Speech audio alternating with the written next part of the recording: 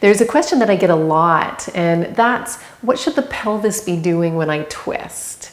Some people have been taught that the pelvis has to stay still, and then you twist from there. Other times it's been taught that the pelvis should be moving a little bit to allow for that twist and prevent pain and injury in the lumbar spine. Well, this short little tutorial is going to try to answer that question for you so that you can make a more informed choice for your body and your yoga practice. I'm Bree Johnson from Heart and Bones Yoga, and if you love these tutorials, press that subscribe button. Now, to twist or not to twist, to keep the pelvis still or not to keep it still. When I try to answer these questions and look at it through the lens of my own experience and practice, it usually comes down to asking why. What am I looking for when I do a certain pose or do a certain cue in yoga and movement? And so the question of what should my pelvis be doing when I twist comes more, I want us to look at it like, well, what are we looking for in that twist? What part of the spine are we twisting? Why are we doing that twist? What particular twist are we even talking about, right? So there's a lot of these different elements to examine that will hopefully inform you to make a better choice. Now, I'm of the mind that there's no wrong way to do anything. It's just, if we're moving in a variety and diversity of ways more often, we're going to be pretty okay. Let's dive in a little bit deeper of what I'm talking about. Now, there's two things that you can think about when you're talking about twists in yoga. And one of those is, are we doing an active twist or are we doing a passive twist? Now, an active twist is not using any other parts, not using your hands, a strap, or anything to get you into there. So I'm going to quickly demonstrate. An active twist is rotating. See, I'm just using my torso, my core muscles, to twist me. My hands aren't helping me. I'm not using a wall or an external prop to get me there. So this would be an active twist because I have to actively use my core muscles from side to side. A more passive twist is taking your hands, and so this is as far as I can go in the active twist. The passive twist, now I can use my hands and leverage myself a little bit further. And I think the root of the question, what should my pelvis be doing in yoga when I do a twist, maybe comes from not understanding the difference between an active and a passive twist.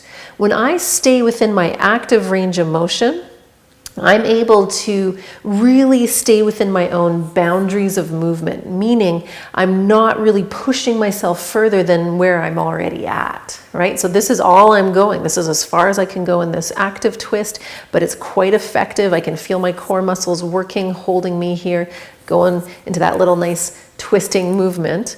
And where sometimes we might feel pain and little bit of wear and tear in the body, especially in the low back, is when we start to move into more of a passive range.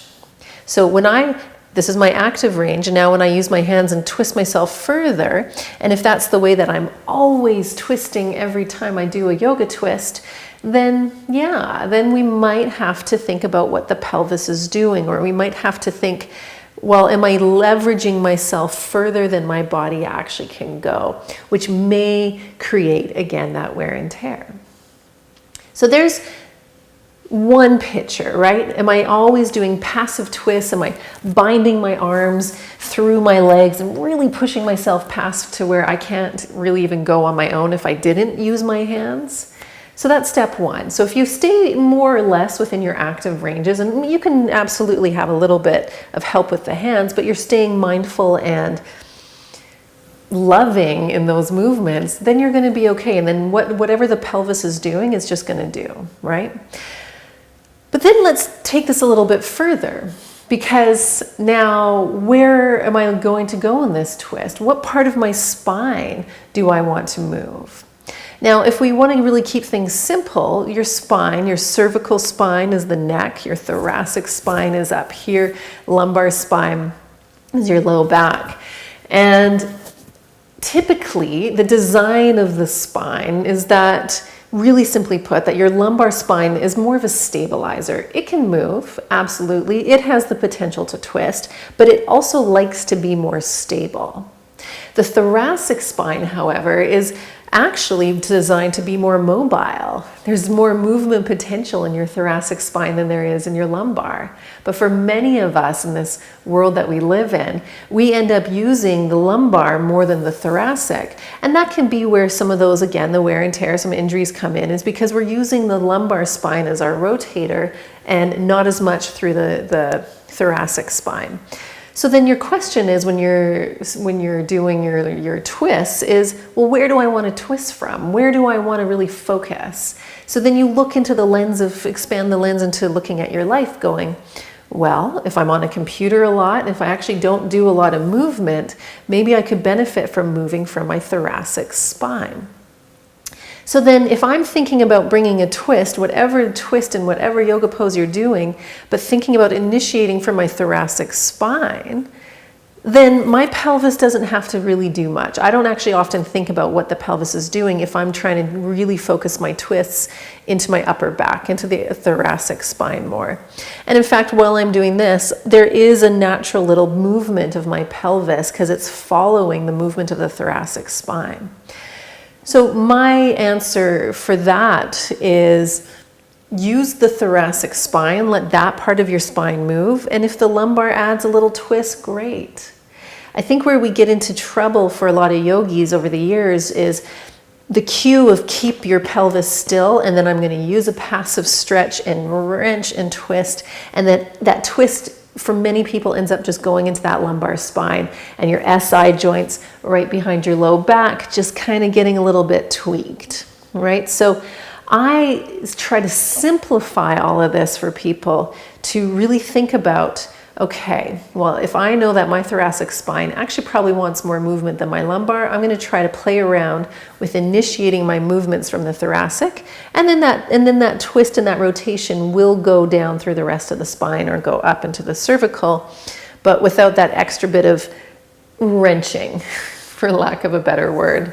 I hope that really helps clarify for you and give you a little bit more information to play and answer this for yourself in your own body. Am I always doing passive twists that are getting me further than I really can go on my own? Am I always initiating the twist from the lumbar? Or can I bring more of a twist into the places that don't move easily, which would be maybe that thoracic spine more? All right. So as always, if you love these little tips, subscribe, join the Heart and Bones newsletter, because I bring these tips into your inbox as well every Monday, and play with it. This is a beautiful way of exploring your own body, exploring your own practice, and seeing how that feels for you. Thanks, everyone.